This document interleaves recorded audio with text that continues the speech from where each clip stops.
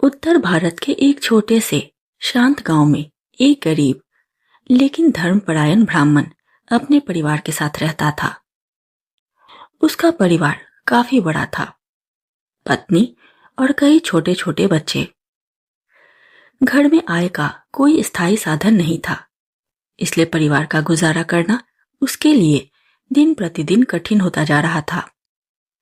फिर भी वह अपने कर्तव्य से कभी पीछे नहीं हटता था। वह ब्राह्मण भगवान का बहुत बड़ा भक्त था। हर रात वह देर तक जागकर भगवान की पूजा, जप और तपस्या में लीन रहता। भोर होते ही वह घर से निकल पड़ता और गांव नगर में मेहनत मजदूरी की तलाश करता, ताकि किसी तरह अपने परिवार के लिए 2 समय का भोजन जुटा सके। दिन भर की कड़ी मेहनत के बाद जो थोड़ा बहुत मिलता, उसी से वह अपने बच्चों का पेट भरने की कोशिश करता। गरीबी और कठिनाइयों के बावजूद उसने भगवान से कभी शिकायत नहीं की। स्वभाव से वह बहुत ही शांत, विनम्र और सहनशील था। वह किसी से कठोर शब्द नहीं कहता था और हर परिस्थिति को धैर्य के साथ सह लेता था।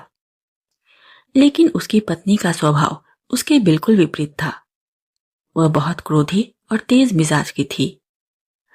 घर की तंगी और अभाव के कारण वह अक्सर चिड़चिड़ी रहती थी।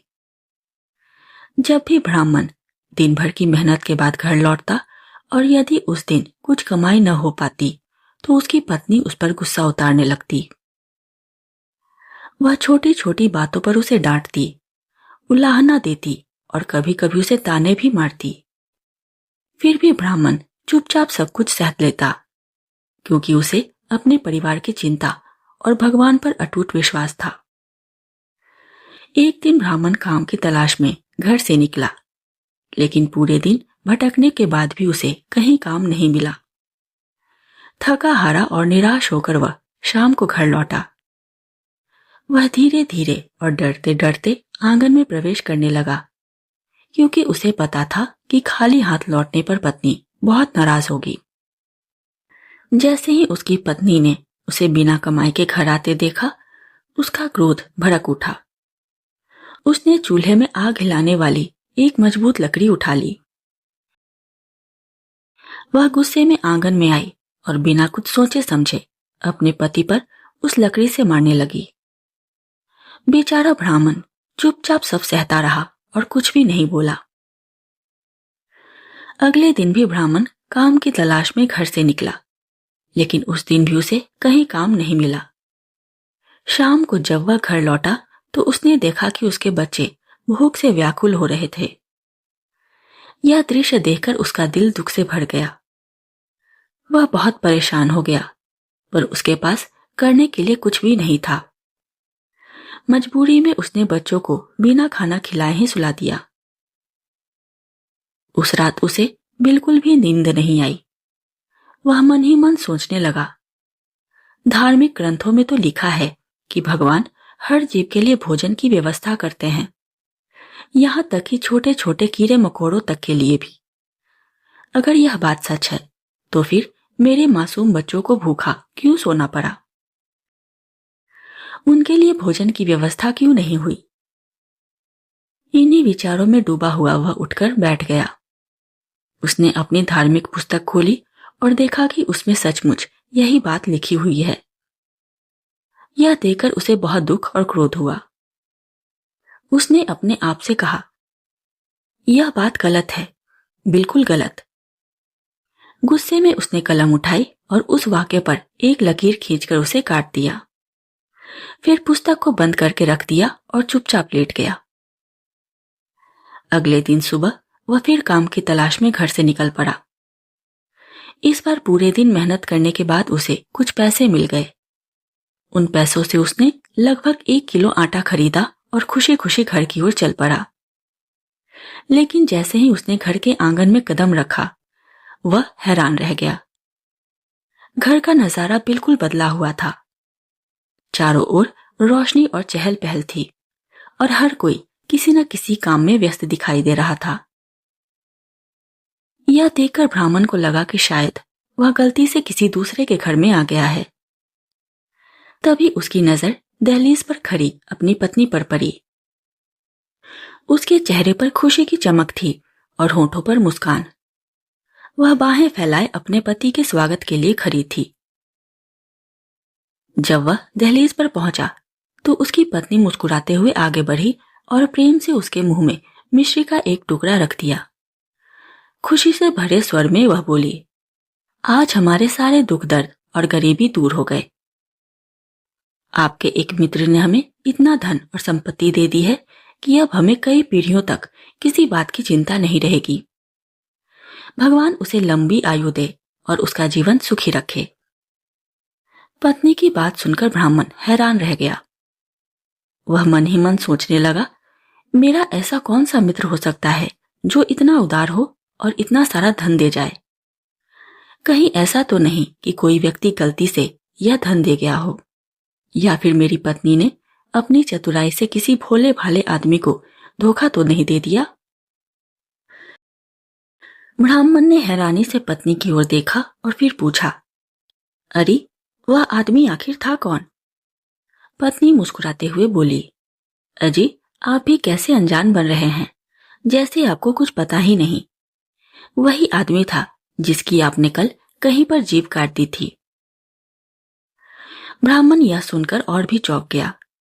पत्नी ने आगे कहना शुरू किया, बेचारी की जीभ से बहुत खून बह रहा था। वह बहुत परेशान दिखाई दे रहा था, लेकिन फिर भी हमारे लिए इतना सारा धन छोड़ गया। जाते जाते वह कह रहा था कि अपने पति से कहना वे मेरी जीभ में टाका लगा दे ताकि खून बहना बंद हो जाए। पत्नी यह सब बड़ी सहजता से कहे जा रही थी, लेकिन ब्राह्मण के मन में आश्चर्य और उलझन बढ़ती जा रही थी। उसे समझ में नहीं आ रहा था कि आखिर यह सब कैसे हुआ। ब्राह्मण यह सुनकर चौंक गया और आश्चर्य से बोला, यह कैसी बातें कर रही हो? मैंने भला किसकी जीभ काटी है? मुझे साफ साफ बताओ कि वह आदमी कौन था, उसका नाम क्या था? यह कहते हुए वह एक ही सांस में अपनी पत्नी से सवाल पर सवाल करने लगा, क्योंकि उसे समझ ही नहीं आ रहा था कि पत्नी किस बात की ओर इशारा कर रही है।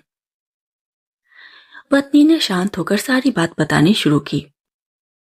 वह बोली, आज सुबह जब आप काम की तलाश में शहर की ओर चले गए थे, तभी एक घुड़सवार हमारे घर आया।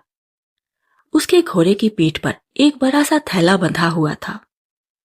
उसने मुझसे पूछा कि तुम्हारा पति कहाँ है? मैंने कहा कि वे काम पर गए हैं। तब उसने कहा, यह थैला रख लो और इसे अपने पति को दे देना। मैंने वह थैला ले लिया। जब हमने उसे ऊपर ले जाकर खोला तो हम हैरान रह गए। उसमें हीरे, रत्न, मोती और सोने के सिक्के भरे हुए थे। इतने धन को देखकर हमें विश्वास ही नहीं हो रहा था। जब मैंने वह खाली थैला लौटाने के लिए उससे पूछा कि आप कौन हैं और यह सारा धन कहां से लाए हैं, तो उसने कहा, तुम्हारे पति का मुझ पर बहुत बड़ा ऋण था। कल रात तुम लोगों के पास खाने के लिए कुछ भी नहीं था। तुम्हारे पति ने मुझसे नाराज होकर अपना हक मांगा। जब मैं कुछ देर तक जवाब नहीं दे पाया तो उन्होंने गुस्से में आकर मेरी जीभ काट दी। इतना कहकर उसने अपनी जीभ भी दिखा दी। वह सचमुच कटी हुई थी और उसे खून बह रहा था। पत्नी यह सब बातें लगातार बताती जा रही थी। यह सुनते ही ब्राह्मण को सारी बात समझ में आ गई। उसे याद आया कि कल रात उसने क्रोध में आकर धार्मिक पुस्तक पे लिखे उस वाक्य को काट दिया था जिसमें भगवान के हर प्राणी के लिए भोजन की व्यवस्था करने की बात कही गई थी। यह सोचकर उसे अपनी गलती का एहसास हो गया। वह बिना घर के अंदर गए ही उसी समय मुड़ गया और तेज कदमों में वहां से चल पड़ा। पत्नी ने आश्चर्य से पूछा, अरे आप अब कहां जा रहे हैं? ब्राह्मण ने शांत स्वर में उत्तर दिया, मैं उस बेचारे की जीभ में टाका लगाने जा रहा हूं। इस घटना के बाद ब्राह्मण को अपनी भूल का गहरा एहसास हुआ। उसे समझ में आ गया कि उसने जल्दबाजी में भगवान की व्यवस्था पर संदेह कर दिया था। यह सोचकर उसका मन पश्चाताप से भर उठा। उसने संसार के सुख दुख और मोह माया को त्याग दिया और एक तपोवन की ओर चल पड़ा। वहां जाकर उसने अपना पूरा जीवन भगवान की भक्ति और तपस्या में समर्पित कर दिया। कहते हैं वह फिर कभी अपने घर नहीं लौटा। कहानी की नैतिक शिक्षा। जीवन में चाहे कितनी ही कठिनाइयां क्यों ना आ जाए, हमें कभी भी भगवान और उसकी व्यवस्था पर विश्वास नहीं खोना चाहिए। कई बार परिस्थितियां हमारी धैर्य और आस्था की परीक्षा लेती है, लेकिन अंततः ईश्वर अपने सच्चे भक्तों की सहायता अवश्य करते हैं।